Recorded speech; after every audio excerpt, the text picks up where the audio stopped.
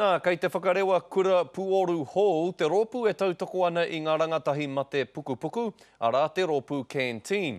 A te pō nei whakatūwhera hia i te kura i Tāmaki Makaurau nei, ka tai atu etahi manu tioriori pērā i a Shei Fu ki te tautoko. Nō mātou te waimarie ki te kuhu tuatahi atu ki taua kura. Kia ora, welcome to the Canteen DJ School. Ko Amanda Beaton tēnei, he rangatahi e ngaua nei e te mate pukupuku. Drop them. First beat again. Kei te hīkaka katoa ia ki te whakatangi i enei pūoro. Super excited.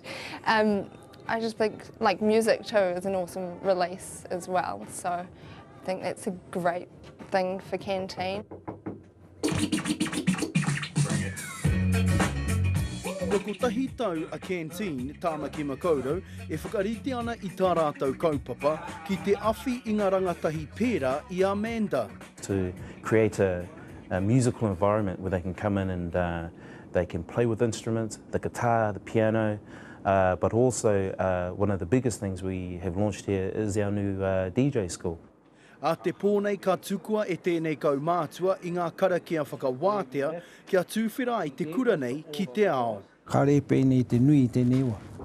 I tēnei wā, tino nui ra wātu e ne tēnei mate i wainga nui a tātou te mari mahu tēnei. Karohara, karohara.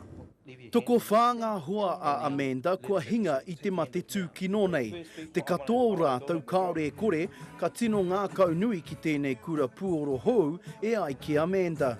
Yep, I think I've got lots of support, and I can talk about it, especially with Canteen. He kāinga rua tēnei whare mō Amanda, kia pakari ai ia mo te pakanga kei mua i tana aroaro. So I think that's a major part of healing as well, to just take a break from your treatments and stuff like that. Aha koa e kore e mutu te whawhai ki te mate wiri nei, e pō nui kei te haere mō Canteen.